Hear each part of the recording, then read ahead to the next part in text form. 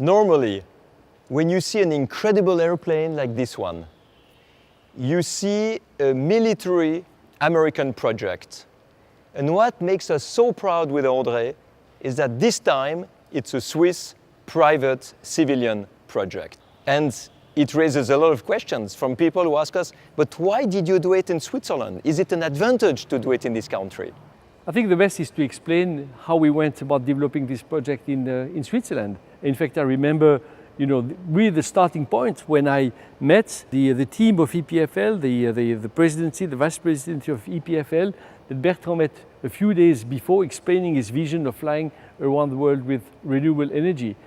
What was extraordinary, it was their willingness to start immediately a feasibility study on this question, which we did in February and March 2003. Exactly, and the Swiss Federal Institute of Technology, the EPFL, brought 18 labs together, and they asked André to lead this feasibility study that brought the conclusion that it was possible, very difficult, but possible. And it's interesting to see that a country like Switzerland loved the challenge of doing something difficult. And you found actually the network of small and medium enterprise to do the work, to subcontract what we needed. But it's a characteristic of Switzerland, to be extremely innovative. I guess we are the number one in the number of patents that we issue every year, of course proportionally to the size of the country. So on one side, great institution, great education. And education is university, but it's also technical school, it's apprenticeship. So it's really a high level of people working in high added value type of industries. And we have available fantastic networks of small, mid-sized corporations with which we could develop the technologies we needed to build this airplane. And this airplane is special for two reasons. Of course, the first one is using only the sun as the source of energy, but to be able to fly day and night, we had to build an airplane extremely energy efficient. So it's more a project about energy optimization, than simply a project about building a new aircraft. And I don't think there are a lot of countries where two crazy people with a crazy idea can bring together not only corporations and universities, but also the military, the Air Force, and the government.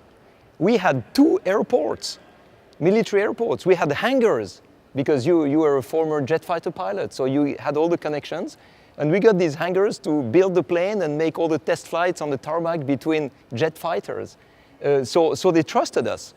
And the government of Switzerland who said, when it will be time for you to fly around the world, we will put the foreign affairs to support you and to open the way for all the negotiations and permissions.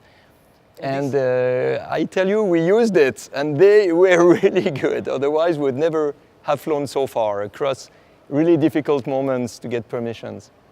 And these airports were in two different parts of Switzerland. One of the Swiss-German part, one of the Swiss-French parts, different cultures.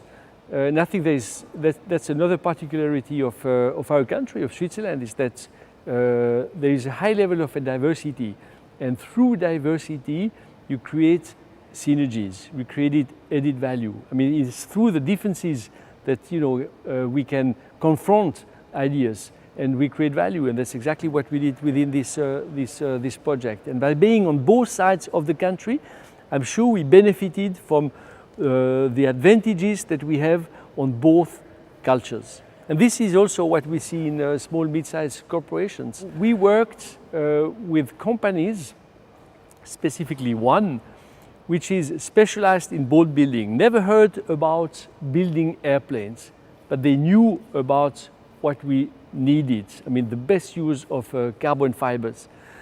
And the first time I presented this company to our engineers, it was very interesting because our engineers said how a company building boats could be able to build an airplane. I mean, that's impossible.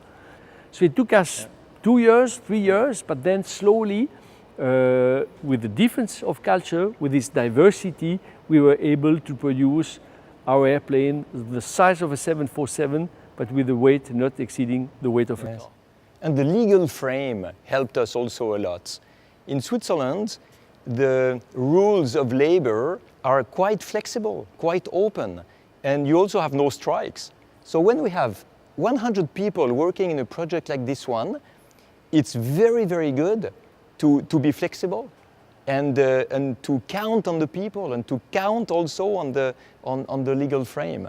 This helped us a lot, and clearly in other countries where there are a lot of strikes, we would never have been able to get the airplane ready on time, all the subcontractors giving the material on time, all the material we had to build, it would have taken us much more time, I think. You're right to talk about the legal framework, because of course part of what we do has to be certified, and for such an airplane it's difficult, and as we know, we're invited to land on the major airports around the world, fly over the major cities. You need a safe airplane. And the Swiss authorities, the Federal Office for Civil Aviation, I mean the guys who have to certify the airplane, I mean they were extremely helpful to lead us and to give us the possibility to build an airplane safe enough to be allowed, in fact, to do as being experimental this kind of flight. This is unique, it was never done. When I was flying around the world in my balloon in 1999, a lot of governments said, oh, it's a Swiss registered balloon, so we give permission immediately. And for Solar Impulse, it was the same. And thanks to this support of Switzerland and the serious certification we had, we got permits to fly with an experimental prototype everywhere. Good reputation of Switzerland helped us. So I hope that we are bringing also a good reputation to Switzerland with our project now. But at the end, of course, it's not only Swiss technology that you have in this airplane. So we had to combine technologies coming from a lot of different countries. But I think that's also typical what we see in Switzerland. That's a country which is able to integrate, to welcome what is also created in other countries, to take and make the best of what humankind can do. And I think that's also something which makes the country extremely special. Yes. And I heard also a lot of remarks in the beginning, people telling me, you will never find the partners to fund this project in Switzerland. You have to go to America. And actually, it was fantastic to see how many big Swiss companies not only provided the money, because they provided a lot of funding, but also helped us on the technology and accepted to take risks. Omega helped us a lot for the flight instruments and for the efficiency of the engines. ABB for all the energy efficiency and electrical systems. Schindler, also electricity, light structures. Swisscom, you challenged Swisscom so much to get a light equipment for satellite transmission, and they accepted the challenge and did it, and it works. So we see Swiss Re corporate solutions. Can you imagine? No company in the world accepted to insure us. They say, we cannot insure an airplane like yours. With Swiss Re, it was 24 hours in order to get the certificate. That was also a proof that Switzerland finally is not so much conventional and traditional. There are a lot of pioneers who really support pioneering projects, and I'm so happy we could prove it. Finally, it's interesting to see that, from this idea which was born in Switzerland 13 years ago, we could find for each different steps what we needed to bring this project to its conclusion. Research, the right corporations, companies to produce the technologies and the products we needed, the people, the engineers, the support, the infrastructure, the legal support within the countries. And then finally, the possibility to fly around the world, to contact all the different countries to get their help.